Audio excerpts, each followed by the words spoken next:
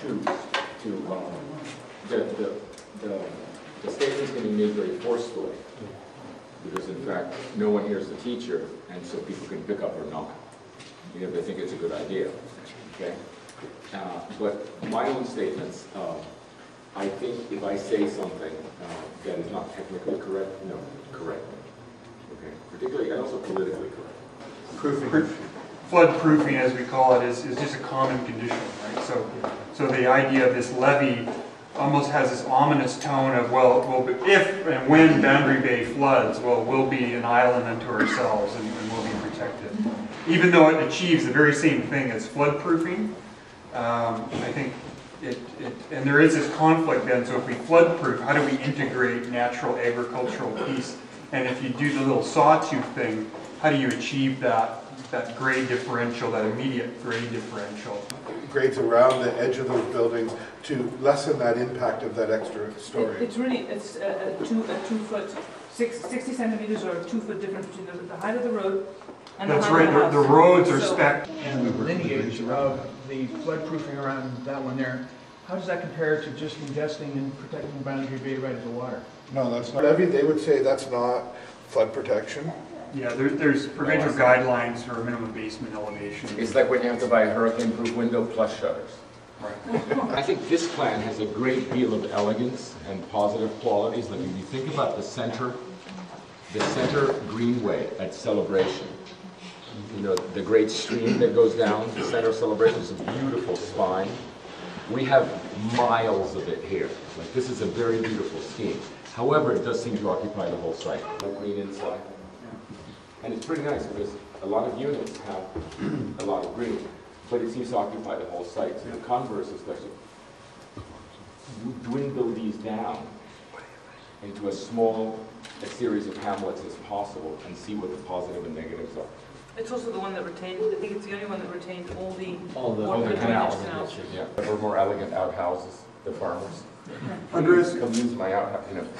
what was your point, Andres, about what? Sorry, what was your point about one fights the... To go into the physical management of what might happen after that. Yeah. That's what the goal that we were looking at in the design of the overall. But don't need to embed something. You know, is it a place that you're in fear for your life, or for your possessions, or for the safety of your family? And because if people do live under those conditions, they won't live there that long. And so again, all of this stuff is going to the plain spoken definition of sustainability, which means can you keep it going for a long time? You know, the word is in great danger of being just nothing but marketing fluff for you know, vast swaths of the world. But we should plead for that plain spoken definition every time the subject comes up. Can you keep it going for a long time? So that's what this is all about. Once you did that, then we can talk about sustainable buildings. The very first thing about the sustainable buildings, and this is a lead into the architecture discussion, is they absolutely must be lovable. If a building cannot be loved, then it really doesn't matter what the carbon footprint of it is, because in a generation or two, people will find a reason to tear it down, cart it off to the landfill, and then whatever's carbon footprint is then does not matter. So it first must be loved. At a residential rate. So you wait, I'm going to do it. Agriculture portion. So overall, there's the same one.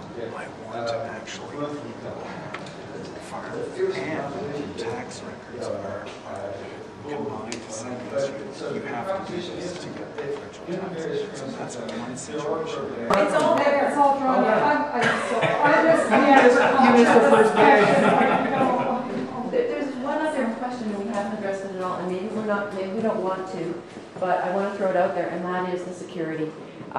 Today, 10 years from now, the food in the fields may not be, we may not lose it, but if you put a little garden in downtown East Vancouver, nothing stays there. I've got a young woman who garden. If we have our has an education partnership with Quantland, and we also are working currently with the school district. So I see that our role is very much demonstration education, and we would have to work very closely with the management of the land trust, because we want to make sure that what we're doing is reinforcing and supporting the overall vision and the overall direction.